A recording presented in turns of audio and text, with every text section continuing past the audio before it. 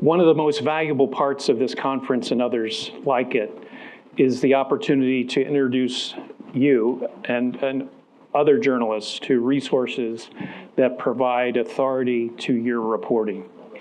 Harvard's Atlas of Economic Complexity is one of those resources. The Atlas offers an extraordinary window into the economic dynamics of countries across the globe. And here to guide us through it is Tim Cheston, Senior Manager for Applied Research at the Center for International Development at Harvard.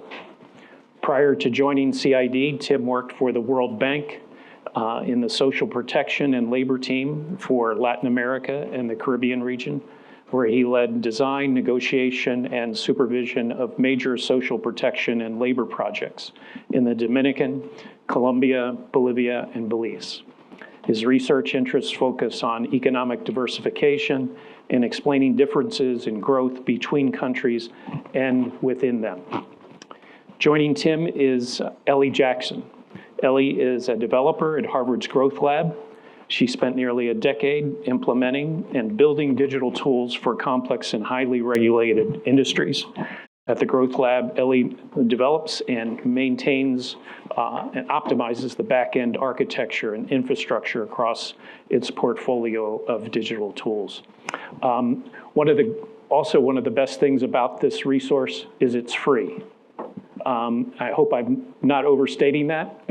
If the price has attached since, I apologize. But this is such a valuable resource, and we hope you're able to utilize it as they explain it to you. So please welcome Tim and Ellie. And I'm going to get our presentation going here. I will give you kind of an introduction to our methodologies, and then Ellie will live demo some of the tools that we have at our disposal. Highlighted as being, we are a small research center who realizes our impact is expanded if we are able to provide free tools that analyze some of the dynamics we see here for every country in the world. And so Ellie will take us through some of the tools after my presentation. But I should say my presentation is trying to summarize 300 years of economic thinking in about 10 minutes. So please hold me to that timing, and let's see how far we can get in the next 10 minutes. So the Growth Lab itself is a research center at Harvard, and we really focus on problems of generating shared prosperity around the world. And we do that through three different areas. One is to advance the frontiers of research, to develop some of the tools and models you'll see today. Then we actually apply it through policy research, in which we actually engage countries and see how these tools land in practice, that then should inform and better improve those academic models themselves. And finally, we have digital tools, and those are really critical for us to be able to scale up our research to reach more audiences than we can achieve either through direct policy and applied engagements or through our academic research itself. And so we build many different tools. Today, we will focus on the Atlas of Economic Complexity, but we should really highlight that there are other tools. One is called Greenplexity, that takes on the challenges of decarbonization, to see it not as a means of lowering growth, but actually as a new means to generate shared prosperity by participating in the green value chains that will grow the more that the world decarbonizes. And so we want to flip the conversation on decarbonization away from asking countries how they're going to reduce their carbon outputs into a conversation of saying, how can you participate and enter these green value chains that are booming across the 10 areas that you see on that visual there. We also have a tool called Metroverse that also brings a lot of this analysis to the city level. But today we will really focus on the country level through the Atlas of Economic Complexity.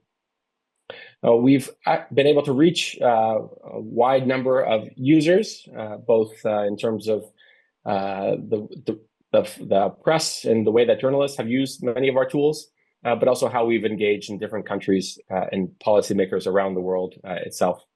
So I will dive into this. I will make all of these slides available to you, so don't feel free to need to grab that QR code immediately. But let's dive in. So as any good group of economists, we need to start with Adam Smith. Adam Smith, in 1776, published The Wealth of Nations. And what he was concerned with was this issue of the fact that the richest countries in the world at that point were about, say, a country like the Netherlands was about 3 times richer than the poorest countries in 1776. So the question becomes, now that we've studied this, now that we marked the 250th bicentennial, not of the United States, but of course the more important one, this important book that started the practice of economics, what have we learned over that time? How have we solved for this inequality of a ratio of 3 to 1? Well, if we look at the world today, we have some of the poorest countries in the world. There are a country like Burundi with an income of $221 per capita. If we multiply that by 3, we get to the inequality that existed in Adam Smith's time, and we only make it on the continent to a country like Liberia. Multiply that by 3, maybe we make it to Uzbekistan. Multiply by 3, we make it to a country like Colombia. By 3, we reach Poland. By 3, we reach Japan. And by 3, maybe we make it to Switzerland itself. And so what have we learned from the study of economics over these 250 years? Well, unfortunately, what we've learned is that by studying economics, we have not created full equality of incomes around the world. In fact, we have now only increased the inequality in the world today. So it's not that the study of economics has solved for the problems of inequality. In fact, the world has become more unequal under our eyes. So this is the graph that we love to call the hockey stick of economic development, which is to say that all of economic development is a very recent phenomenon. And when we zoom into that graph, we actually see that that phenomenon has not been equally shared around the world, that it in fact has been highly unequal across countries themselves. In fact, that some areas remain that have not fully participated in this new path of economic development itself.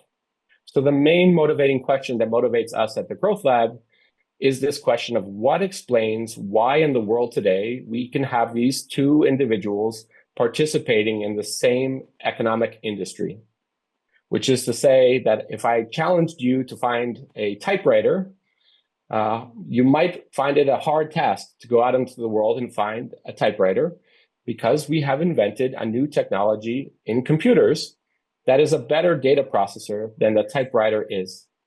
And so what we have to question is how we can live in a world of disparate technologies in which we have to ask why one technology has not replaced the other technology, where the gentleman on the left is engaging in the same technological process that probably existed a millennia ago. So if you asked economics what explains this, maybe in your intro economics course, you ended up with this equation, the production function, in which the output of Y may be explained by capital, labor, maybe even human capital. But actually, we think that this is an explanation that fails to explain the world that we see today. Maybe, in fact, we exist in a world, or maybe if we go back to the way that the world thought in Greek times, about what are the fundamental essences of earth, wind, fire, that was too simplistic a way to think of it. And we've evolved to understand how what comprises chemistry and biology, and we've moved to the periodic table. Well, what is the periodic table? The periodic table says that we are made of atoms, but are made of very different atoms. And then those atoms combine to make molecules. Different molecules combine to create different cells, maybe combine to create different types of organisms. And maybe this is a rabbit, but another organism, if you combine cells in a different way, you make an elephant. And then, of course, if you combine different societies and organisms all together, you create cities or more complex development, in which the total sum of what a city, of the organisms within a city, is more than the sum of the parts of the atoms contained within it. That as we combine into more complex organisms and more complex cells, we achieve more than what can be entailed by any one atom itself. So we similarly think that the world is made up of what we would call economic complexity, in which the fundamental unit is what we will call know-how. And I will explain what that means. And so essentially, if economists rarely agree on anything.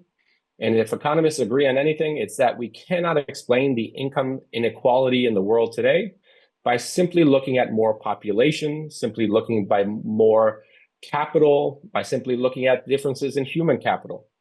The difference is explained by that A factor in the production function, what is called total factor productivity, or what the UN diplomats love to call technology. It's such a beautiful word. Everybody can agree. Everybody can agree. Technology is something we all want to aspire to, but we all fail to define what we mean by technology. So why do we need technology? And the answer to that, I would say, is because this does not exist in the world today. We do not live in a world of hamburger trees. That in fact, all of the world's production is to convert raw materials into more complex products. Recording stopped. That we are able to use in the world today. I guess somebody didn't like I guess McDonald's is cutting me off from the recording there to be sure that we think that the world is made of hamburger trees. But what hamburgers entail is this complex production of the wheat for the buns, the patties through cows, cheese, tomatoes.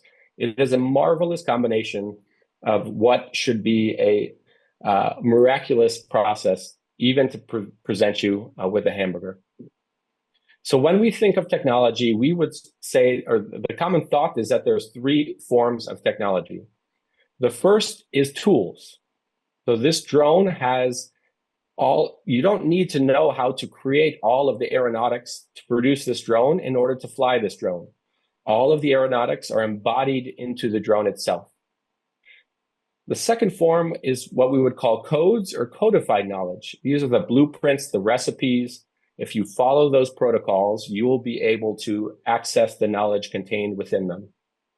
But our fundamental question would then be, if you can put those tools, those drones, on a ship and ship them all the way across, in any part of the world can access them through shipping, or if you put those codes online in the form of Wikipedia and you can access all of that knowledge for free online, why do we still continue to see rising inequality across countries in the world today? Why have these technologies not reached every part of the world today? And what I would say is because I told you there were three forms of knowledge embodied in technology. And so we think it's about the third form. And that third form has to do with the answer to the question, what do you do when your tooth hurts? So what do you do? I'm assuming you have your spouse, your significant other, go online, go on Wikipedia, look up how to do dentistry, and then they go and on Amazon buy all the things you need in order to access all of the tools you need to fix your tooth. No, you go to a dentist. So what we think the dentist has is the third form of technology of what we would call know-how. Know-how is the tacit knowledge learned over long periods of learning by doing. As Malcolm Gladwell would say, it takes 10,000 hours to become an expert in something. And that fundamentally in our society is why your dentist is also not your lawyer. That we live in a society in which we specialize into different knowledge forms. And we grow not by putting more knowledge in one head, by having your dentist also specialize in law. No, your dentist specializes in dentistry and has the same access to the tools that you have, has the same access to the books and the codes that you have, but also has the learned experience that makes them have a different set of know-how than you or I might have. And so it is this third form of knowledge in know-how that is the slowest to develop in one individual, much less the slowest to pass from individual to individual. And so we think even with a great tennis player like Rafa Nadal, unfortunately, if Rafa wrote a book and you read his book, if you went out to lunch with Rafa, or maybe he let you borrow his tool, his tennis racket, unfortunately, your tennis game is not going to improve to be at Rafa's level, because there is something in know-how that simply cannot be codified. It cannot be passed from one individual to the other. So then as we develop, we say, okay, when you think of what it takes to create the aviation industry in a place, you think, oh, well, you need a pilot. But it is not simply about one individual's know-how. It is about collective know-how of of different teams, which is to say, a plane cannot take off unless you have the security checks, the maintenance, the air traffic controllers that allow for that industry to exist.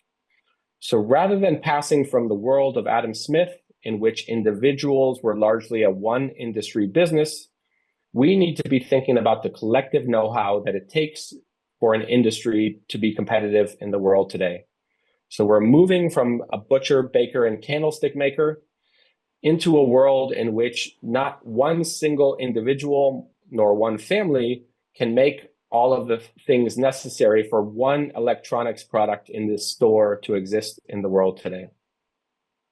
Nor if you think about a more complex product like this Boeing jet, we see that the main landing gear comes from Nagoya, Japan. We see that the passenger entry doors come from France. So not even one country, one place can produce all of the know-how necessary to produce this Boeing jet. So it is not a matter of just simply firm size or kind of growing the size of places. This is a chicken processing plant. And what we would say is that if you switch somebody in the front of this processing line to somewhere at the end of the processing line or somewhere in the back of this picture, you might not notice a difference in the productivity level. But compare that to something like an orchestra. And I bet you if you switched the violinist to go play tuba, you would immediately notice the difference in sound. And so what we want to be thinking of is not what firms are in terms of the total size of the firm. We want to be thinking about the different bits of know-how that are required and how many different bits of knowledge you need to have in order for an industry to exist in the world today. So we encompass all of this into what is the Scrabble theory of economic development. Hopefully you all have played this game, or maybe, when getting the family together and playing it. Now I will have you rethink all of Scrabble, not to be this game that we all maybe love, but actually to be the explanation for all of economic development today. Which is to say, societies that start with one letter can make one word and a word of one letter long. But if you start adding different bits of specialized capabilities, you would start adding new know-how. You try to find out what industries you can make, what words that you can make in the world today. So with one bit of know-how, you can make one word of one letter long. If you add then two new areas of specialized knowledge, two new areas of know-how, now you begin to make four words and more complex words, or words of up to 3 letters. Add one more word, and now we're at 9 words of up to 4 letters. And actually, the Scrabble dictionary tells us that if we actually had these 10 letters, now we could make 595 words of up to 10 letters long. So the message here is that as societies grow, they add new areas of know-how, they add new specialized capabilities that allow them to exponentially increase the industries that they're able to produce. And they're actually able to produce more complex industries. So here we have that they can produce closing, they can produce coding. Those require letters, those require know-how, that require all of those 8 letters to be present for that word to be present. And societies that have fewer diversified range of specialized know-how would not be able to create those industries themselves.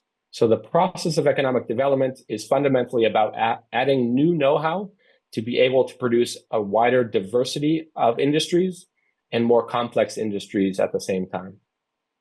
So if we go back to this question of what is behind why these two individuals can be engaging in the same industry in the world today, we would say it's not fundamentally about one individual's know-how.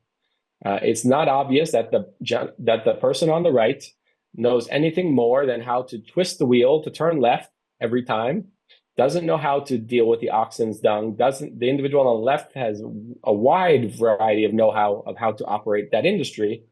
The person on the right might simply know who to call when the machine breaks down, not even how to fix their own machine. But we can say that the individual on the right belongs to a society that is able to produce more complex industry in the world today, and likely to reap the benefits of a higher price for the wheat that is being reaped on the right-hand picture today. So it is not about asking how complex is your individual know-how, but it is worth asking how are you able to create a wider range of collective know-how to sustain higher incomes in the world today. So if we had to characterize it, we would say that there's a range of capabilities, there's a range of know-how, which are the letters in the world today, and that different places are able to possess a different diversity, a different range of know-how today, that then they can express into different products that we're able to see. And what we learn from this process is to say, if you are able to produce a complex product like pharmaceuticals, then you must possess a longer range or wider range of know-how in your society than producing simpler products like the word hat that we see there. So if we simplified this process, we would say, who is able to produce hat? Well, we see each of the three different places is able to produce hat. Hat is a simple product that is produced everywhere, versus if we look at who is able to produce pharmaceuticals or cell phones, they're only produced in the place with all of the letters necessary to produce them. So while seemingly a silly characterization of a Scrabble game, actually we find that this describes the way the world is. That what we do at the Growth Lab is to measure what you're able to produce on the right-hand side and infer that then you must possess all of the letters necessary to produce the different range of complexity of the products in the world today. And so again, we play this out with real world data. We can see that there is a wide range of the number of products, of the diversification of different countries in the world today. And then we say, how common are those products produced in every place? So what is the average level? How many countries are able to produce each of those products? And the lesson we take away is that poor countries produce few things, and things that every other country knows how to produce. And rich countries today produce many things, and they also produce a few things that few other countries know how to produce. So this is a stylized fact of how countries grow, is that they are able to add additional know-how in order to have a wider range of letters to produce things that places with fewer letters are not able to produce today. This applies not just at the country level. We see this within countries, that the complexity varies enormously within, say, cities in Morocco, within municipalities in Chile, that here are some of the capital cities in Chile represented here. And here is the very south of Chile, where the penguins live, that produce very few things, and things that every other location is also able to produce in Chile. We do this with cities in Turkey, and this helps us to generate and understand how complex is your economy today.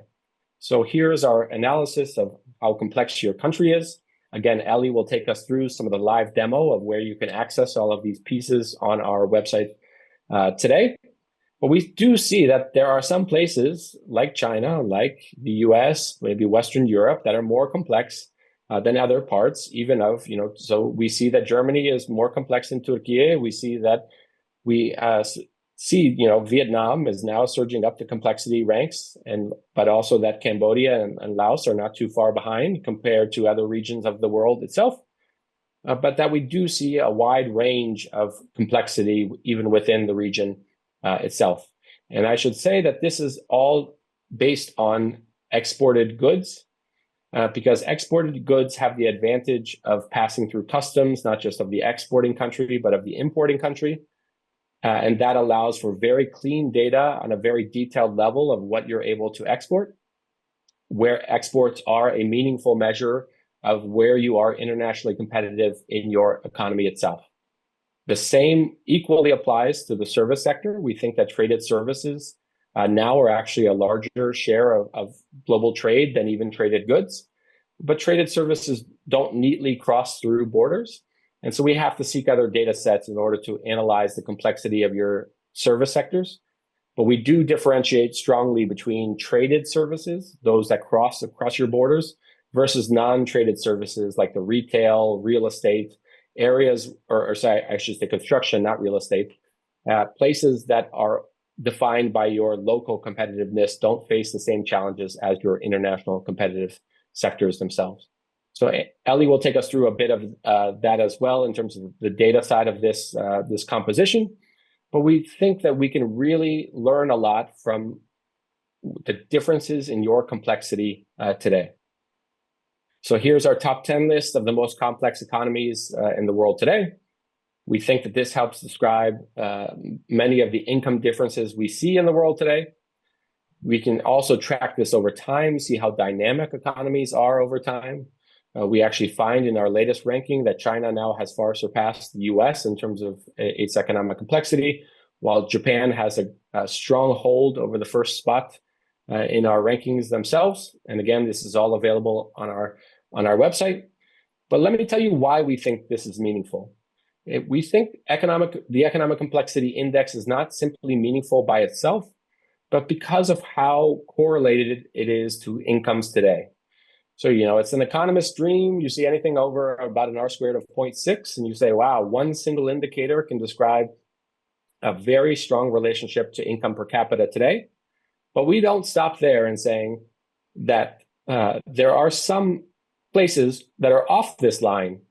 And you go to a country like India here, and you say, okay, this is not perfect. You're not perfectly correlated. India, according to this line, should be much richer, much higher income than it is, given the complexity that it has today. And you say, what is wrong with this picture? Is it that Harvard got it wrong? Or is it that the world has got it wrong? And we would, of course, say humbly that the world has got it wrong. And thankfully, we find meaning not just in your complexity today, but we point out this graph is from 2008. And so we do say, India, you don't belong down there. You deserve to be richer than you are today. And we say, Greece, what are you doing being so rich without having the complexity to back it up? You should not be as rich as you are today. And fortunately or unfortunately, both countries have complied with this dynamic in the preceding 16 years today that we've seen India be one of the strongest growth performers in the world today, and Greece, unfortunately, go through crisis in that time since. So here is that picture today. We see India now has moved up, but we still see that India has room to grow in terms of its income per capita. And we find the gap between where your complexity is today versus your income expectation is predictive of your future growth.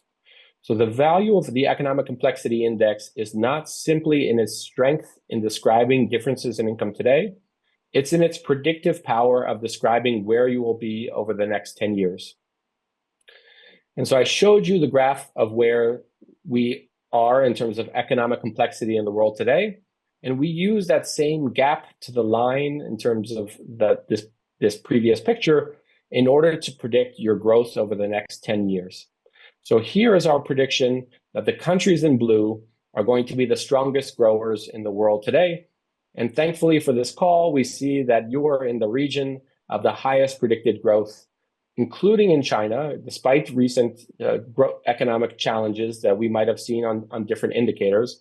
We continue to see that China's economic complexity continues to outpace its current income levels, and the same occurs for Indonesia, the same occurs for Vietnam, and the same occurs for many of the other countries in the region, if at a slightly lower expectation level in terms of growth for the next decade moving forward. So let me briefly see how we're doing for timing. I will quickly turn it over to Ellie here.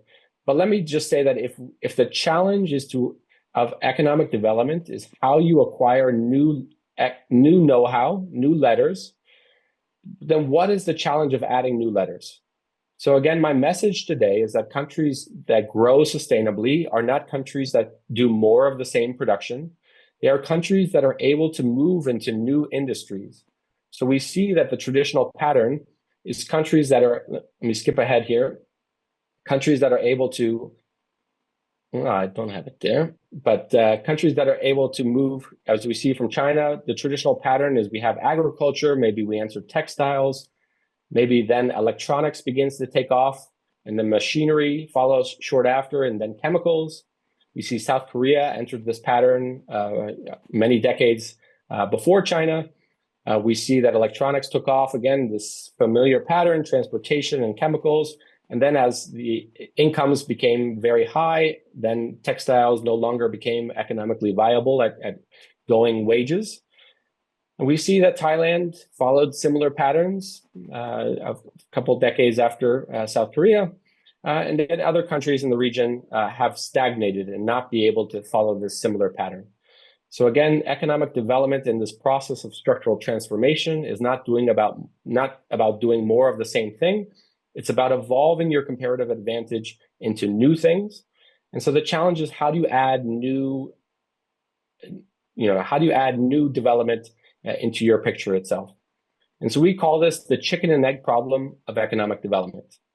And those wise journalists in the room will know that this is not a chicken and an egg, but a rooster. But it was a picture too good in order not to share it. So what comes first? And this is what we would call the watchmaker problem.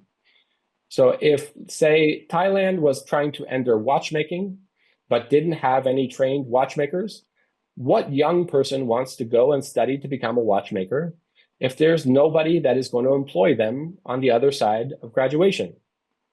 But what watchmaking company wants to come to Thailand if there are no trained watchmakers? So do you solve for the supply of the watchmakers or the demand for watchmakers as you approach adding that new letter, that new know-how for that industry to come into your economy? So that's about adding one new area of know-how. But what about trying to add many different areas of knowledge at the same time? We find in the literature that places don't move by adding many new areas at the same time, many new letters, many new areas of know-how at the same time. Often you move into what is called the adjacent possible. You move into areas that are one letter away from your current production. So if I had to ask you which is the odd one out, here we see a bear, a zebra, and a lion. Maybe you think, well, the zebra and the lion are in Africa, and the bear is not in Africa. Or maybe you think that the bear and the lion eat animals, and the zebra eats only grass, and so we have a difference here. But of course, I told you that the key to economic development is Scrabble. And actually, if we look at it from a letter perspective, the zebra is just a bear with an extra Z.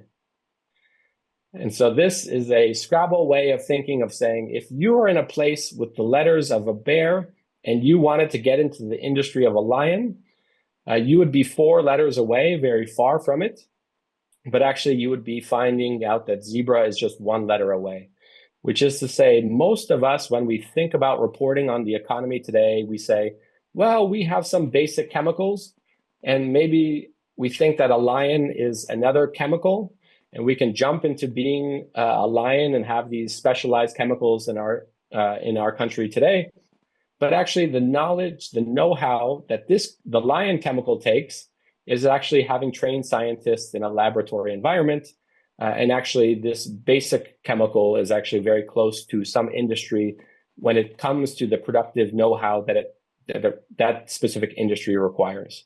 So we want to move away from a world in which we make assumptions about that one output, like a chemical, looks like another chemical. And we want to be thinking more deeply about what it takes to produce this industry. What are the letters, the know-how that an industry requires? So we have mapped out that space into what we call the product space. We think of it like a forest. A forest has dense areas in the center in which you can move quickly from one tree to the next tree, say if you were a monkey. But monkeys can't jump very long distances. And so at the periphery of this space, it's going to be very hard to move easily to many new opportunities. And so this is the product space itself. Every dot is a global product that represents a specific product or industry. And we can see that apparel is, and the distance between them is the probability that a place produces both products. And so what we learn here is that if you produce men's shirts, it's likely that you also produce women's suits. Those require much the same know-how in the world today. But if you say, what about the know-how that it takes to produce a computer screen? Well, that's actually very far away over in the electronics corridor over here. And in the middle, we begin to see that the automotive industry is here, agriculture is up here, and oil is at the end of the world here at the top, which is to say that few places that produce oil also produce chemicals and plastics, despite the fact that chemicals and plastics are largely comprised of oil itself. Again, we need to move away from thinking of that chemicals are made out of the input of oil and to be thinking about the process of making these specialized chemicals is very different, very far away from the process of digging a hole, which is the process of producing oil today. So we learned that different products have different connectedness, which is to say that have the ease of using the know-how you have today to move into new products differs significantly across different products. And of course, the length of that word, the complexity, the number of different areas of know-how varies enormously across this picture as well. So that's how we analyze the product space itself. Then we begin to put countries within this space. We can see an oil producer like Venezuela, unfortunately, is not well diversified and is at the periphery of the space. We see a country like Mexico is much more diversified in terms of its production. But even a country like Austria is actually much more diversified into the more complex central areas of this space. And that the know-how, the products you know how to produce today, describe how easy it is for you to be able to jump into different pictures, to different new products today. How easy is it to use the know-how that you have today? Looks much easier for Austria to move into automotive, for Austria to move into other complex chemicals, than for Venezuela to be able to use the know-how that it has to move. So it looks like Venezuela will have to add several letters all at once and face several chicken and egg problems of how does it solve for the supply and demand of each letter, more than a place like Austria or a place like Mexico in the world today. So with that, I will turn it over to Ellie to demo some of the websites that, again, we provide for free online. Thanks so much, Tim. So Tim just walked us through the Scrabble theory of economics at the Growth Lab, and we really see, as Tim shared, trade as a proxy for a country's set of capabilities and know-how. And so the Atlas of Economic Complexity is a digital tool that explores trade flows, understands economic dynamics, and presents and tells countries and shows countries new growth opportunities. So there are a couple of ways that we can get into the Atlas. 3 ways. We can jump in to explore, country profiles, or rankings and projections. I like to start in explore. Explore is really a choose your own adventure. You'll notice that data visualization is front and center of this tool. There's lots of customization and ways to interact with this data visualization to explore this data set. And it's a data set that probably most of you are familiar with, which is Comtrade's trade data. You're probably also noticing that our date displayed is not the present year. The data in the Atlas is not up to date minute by minute or month to month, and there's a reason for that. The reason is that we want to show this relationship of bilateral trade data. So if I come up here to the top, let's take a look at India's exports out to the world. And let's say I'm interested in exploring a nearby country like perhaps Malaysia. And so here we see India's exports to Malaysia in 2024. And we can also explore the inverse relationship, Malaysia's exports to India in the same year. This is a relationship that's shared across all countries, and it takes anywhere from 12 to 18 months for nearly all countries to report their data into Comtrade. And so that's why we have a lag in the time frame presented here. Something else for the Comtrade experts out there that you might notice is that the data and the values in our tool don't perfectly align to raw Comtrade trade data. And the reason for that is we process our trade values through a cleaning pipeline and have a methodology behind how we do this.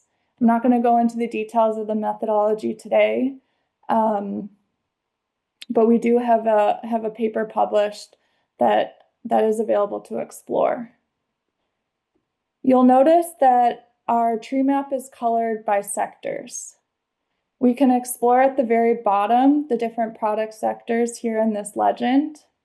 And let's say we want to hide agriculture, or maybe we're really interested in diving into electronics. And then we can reset and show all sectors. There's other ways to customize the tool.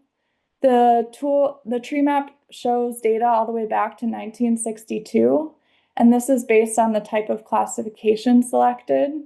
We have the latest classification for 2022 data, and you can also look at data at a broader strokes or get really granular with your analysis. And there's always the option to reset the default settings in case you get lost. So we've been looking at the products, and let me reset this back to India's exports out to the world. So we've been taking a look at the products that India exports, but what about the locations that India exports to? So here we're seeing where India exports all products. Perhaps we want to take a look at electronics. And so I can see that India exports their electronics in a large majority to the United States and the UAE. And similarly, we can take a look at where India imports their electronics from, a majority coming from China. So the tree map is showing a single year's worth of trade data. We can also see this trade data over time.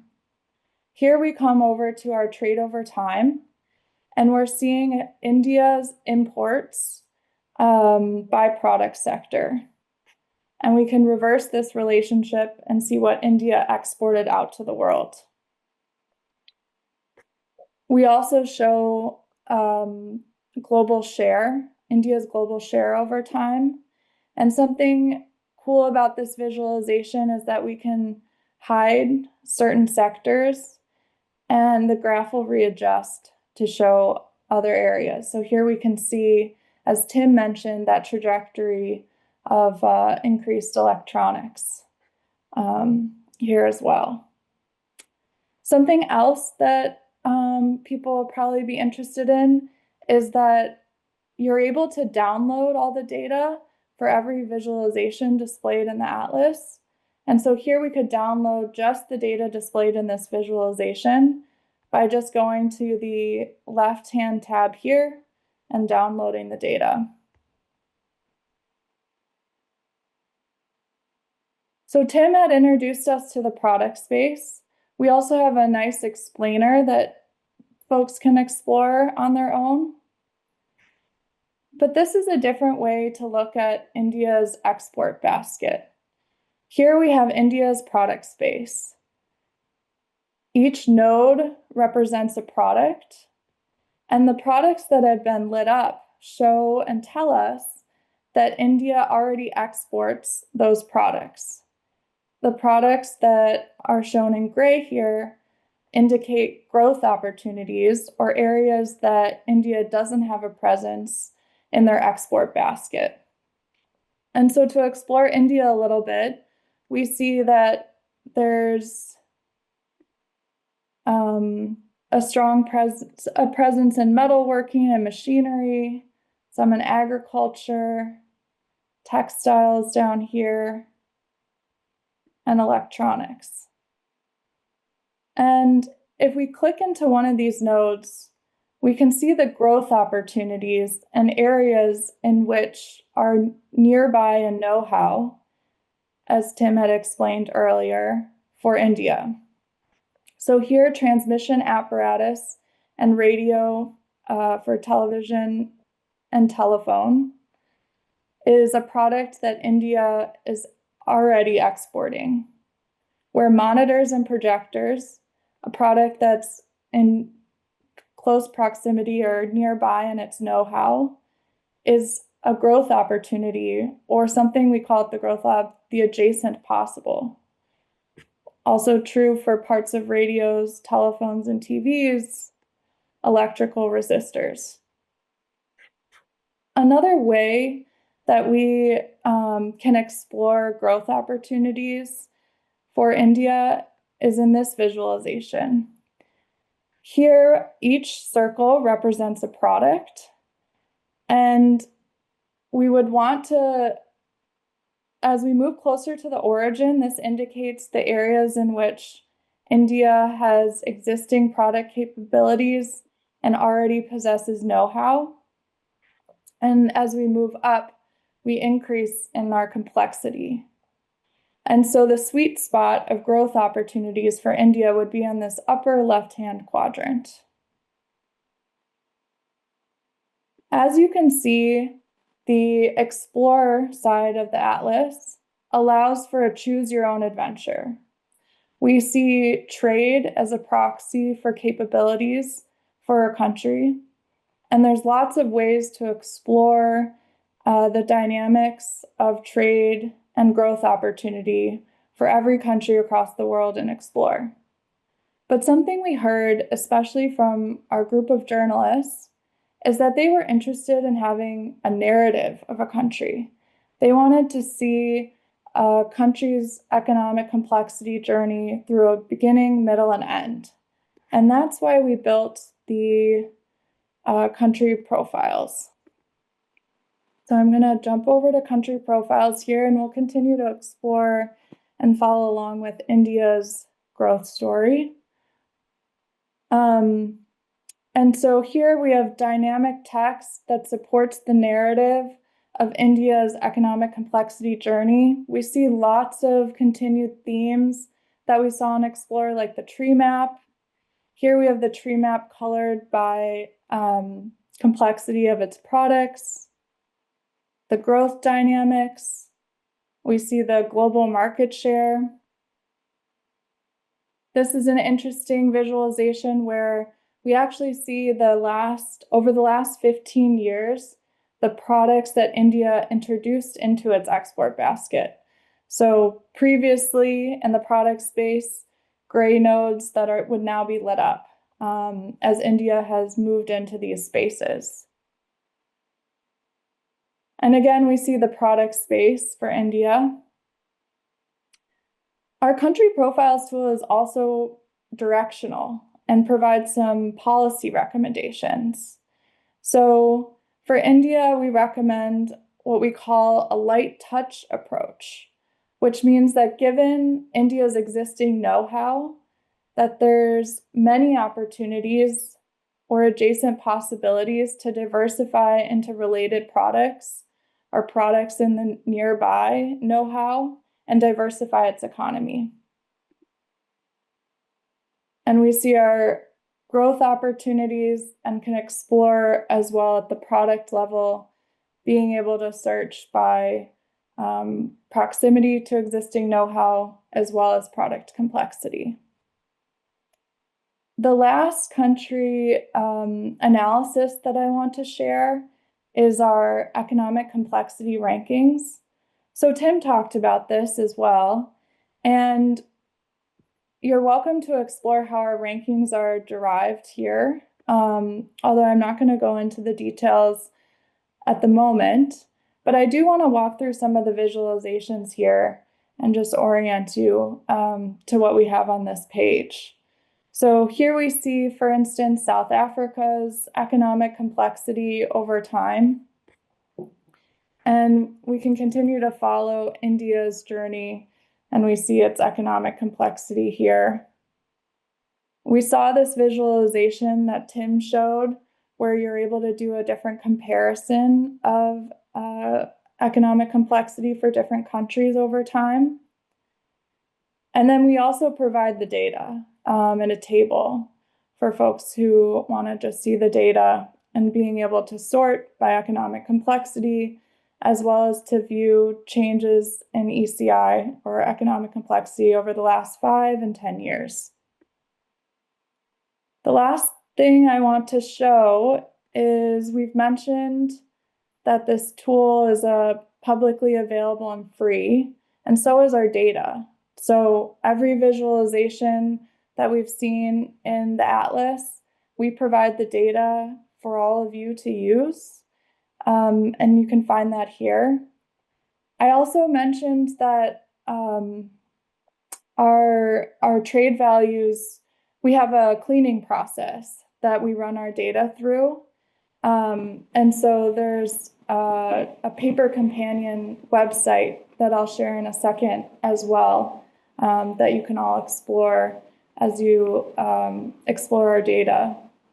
But here you can search by, let's say we're interested in bilateral trade, and I want the HS 2022 classification, and I can just go ahead and download that data. So that's available for all of your use.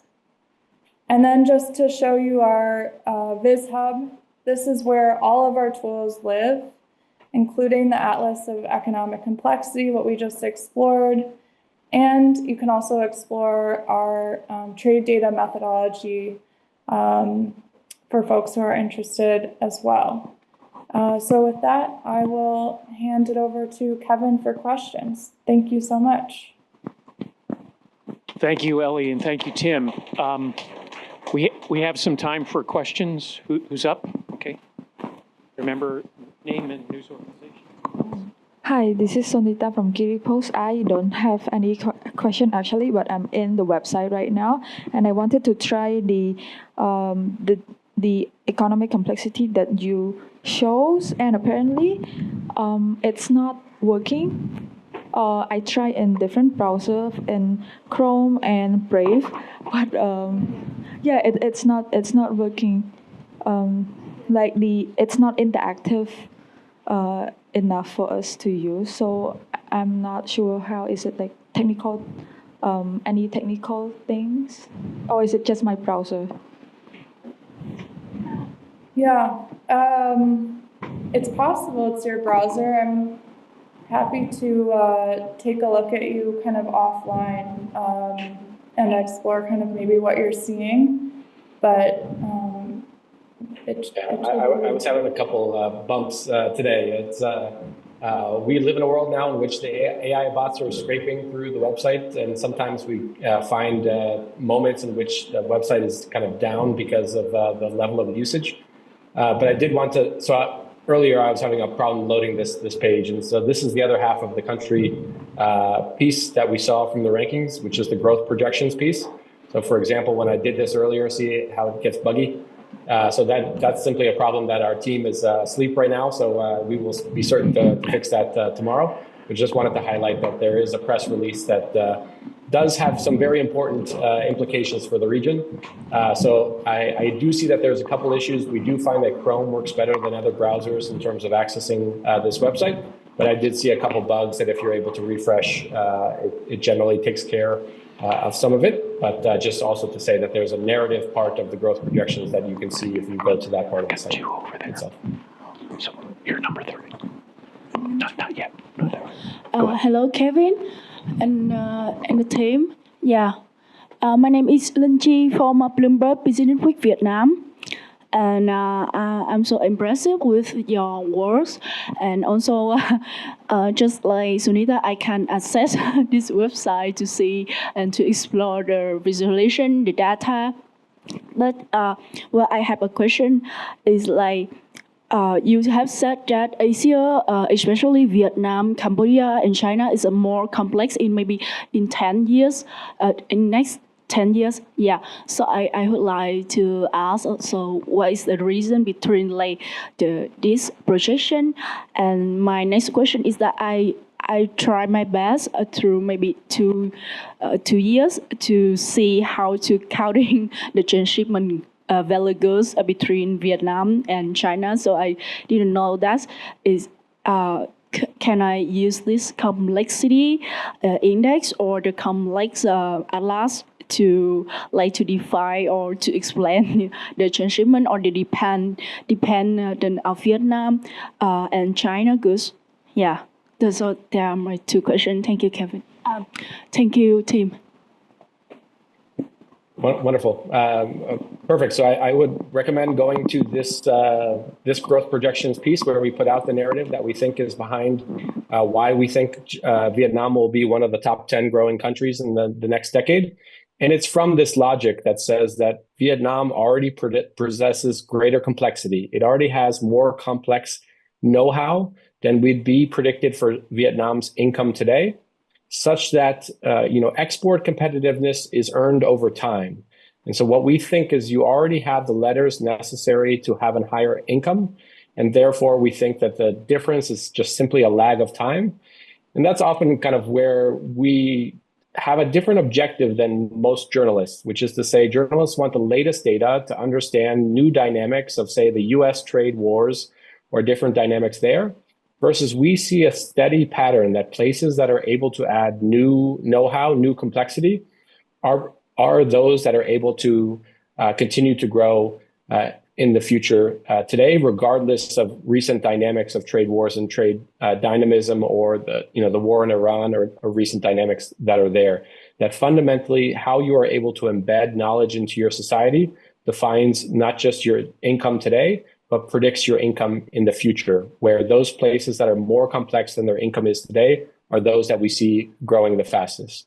So we do see that China still remains a more complex place, despite all of the recent historic growth in China, remains more complex than predicted for its income level. Vietnam, much the same.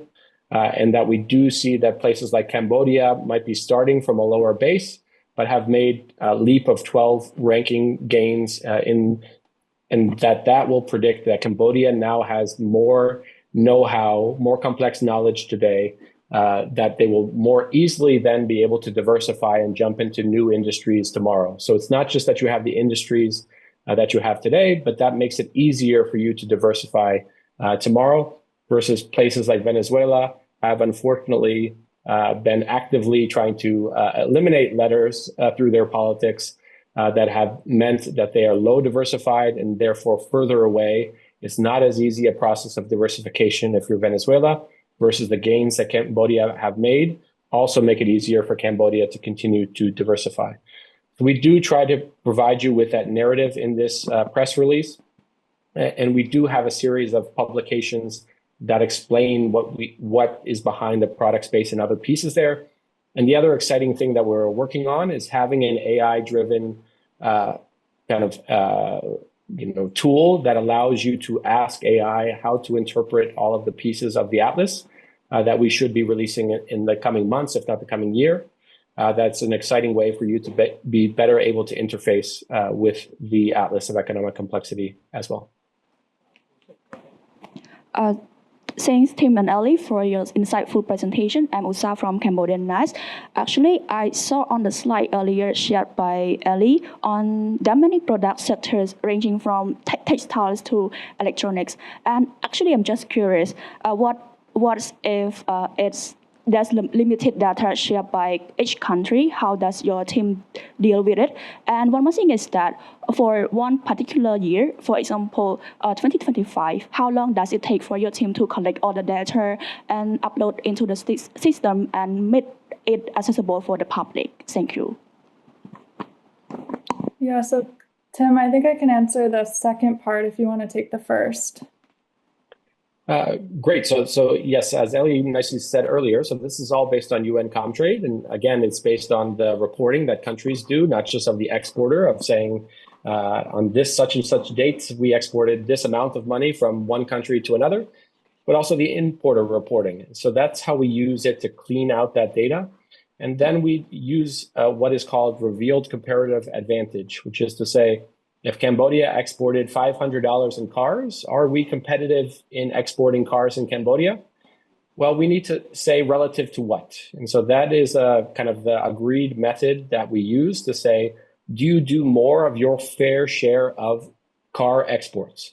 So say if cars are 5% of global trade and $500 represents 0.001 of Cambodia's export basket, then we say, no, unfortunately, you don't do more than 5% of your total exports in cars.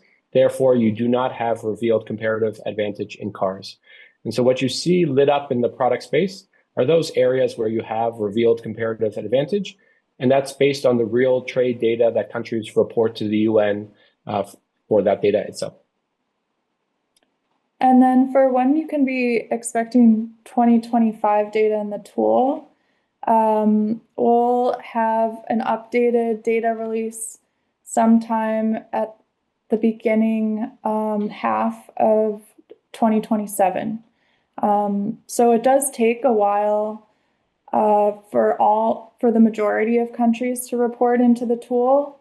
And given the methodology and our process of cleaning the trade data and needing to have this account of the reporter, the reporting importer and the reporting exporter reporting in to have that complete set of data, we wait for 90% of country trade to be reported in.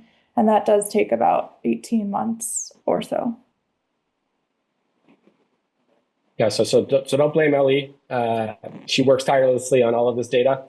Blame the country's reporting systems that actually have improved significantly. But we would expect this year we were aiming to publish in January for the new year. So we would say sometime in January, look for something out next year. And the timings are improving, but still are at the whims of government reporting and unfortunately not in our purview. Hi, I'm Amanda from the Wall Street Journal based in Singapore. So I actually have a follow-up to the Bloomberg question. It's actually on what you mentioned in your presentation about the projections for the next 10 years for Asia, including China, Indonesia, and Vietnam. And even though you explained some of the reasons earlier, just wanted to find out your take on Indonesia, given that there's a lot of political uncertainty as well as fiscal concerns. So what do you actually project for Indonesia in terms of their growth drivers? Perfect question. That's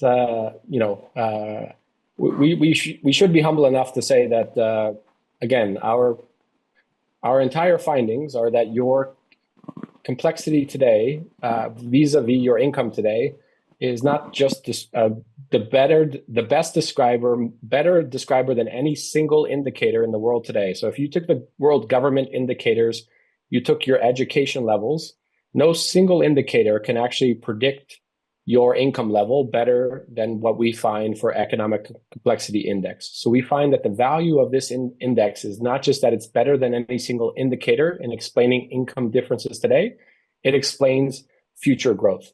And so what that means for a country like Indonesia is that we see that in the product space in the world today, Indonesia has one of the most privileged positions that you have diversified into meaningful parts at the center of this space. That means it's easier to use some of the capabilities you have today to jump into the meaningful parts at the center of the space. That Indonesia has meaningfully moved into electrical machines with individual functions, moved into monitors and projectors. And as Ellie showed earlier, by being good at producing monitors and projectors, now it's more likely that Indonesia will now be able to produce the actual TV apparatuses moving forward. So it's essentially saying that the know-how that Indonesia already has far exceeds its income expectations today.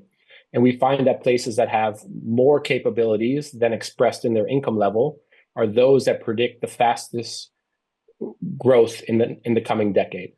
So of course, we allow for any bumps in the year-to-year projections. We allow for politics to potentially mess with the actual outcomes in specific countries.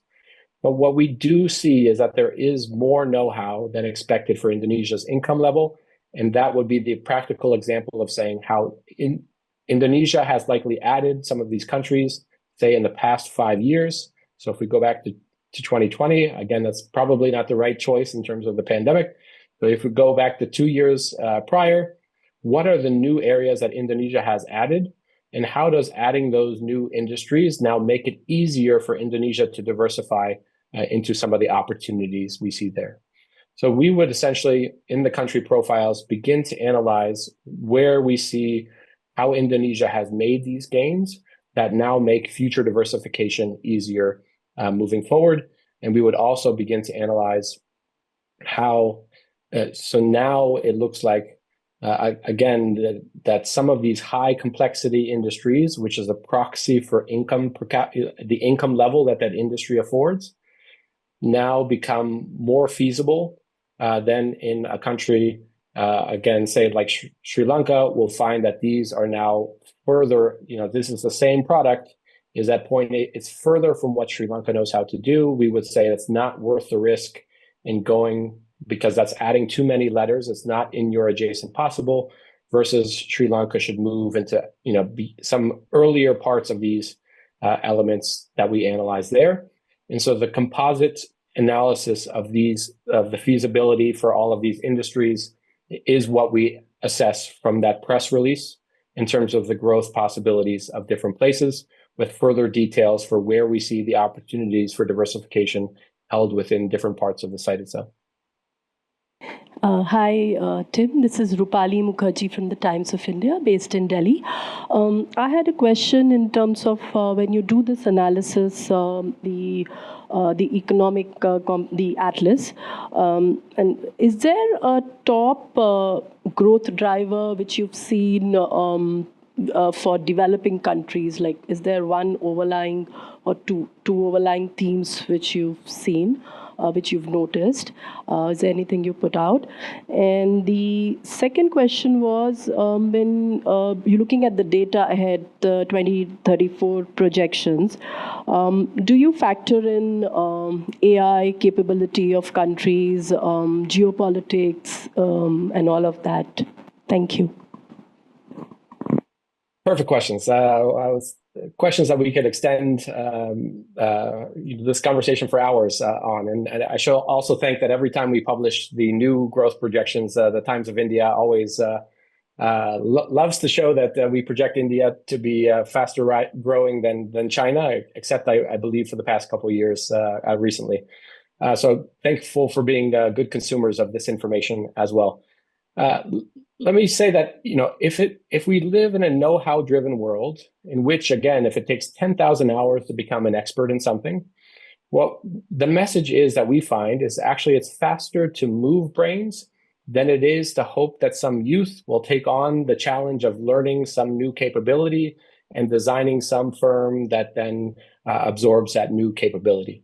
So actually, the process of adding new letters is often better driven by policies that aim to attract or move letters into new places than it is to generate letters in those new places themselves. So actually, what the message here would actually put some primacy not on education, in which students are sitting in a classroom learning the same thing as the person to their left or right, but again, know-how is much more learned in practice on the job. And actually places with lower income levels that are able to actually move up the complexity ladder much faster than their average education level would predict. So we think that there's a big difference between education and know-how, and you should know I say that sitting at an educational institution here in the US. So of course we all believe in education. But we need to be thinking of education not as everyone learning the same thing, but actually as the breadth or the range of education available in society, and how we're able to attract not just foreign direct investment, not just FDI, but attract the know-how that those firms have to move in, because we find there's a big difference between attracting money flows and attracting know-how itself. So we would emphasize that places that really focus on attracting know-how, and we would put primacy there on the story of China, the story of South Korea, Japan. The places that emphasize the know-how connection often do much better than the places that try to emphasize broad educational efforts and not the ability to add new letters that are required in order for you to be able to diversify your existing base of know-how. So we would say follow the letters, analyze what know-how you have today, what is in your adjacent possible, and the places that have a more proactive approach to attracting investment, knowing the opportunity set that they have available, are those that are thriving in the world today. And most of them are located specifically within the regions on the call today. So we appreciate and admire and would like to rate some case studies of how well you're doing on that front.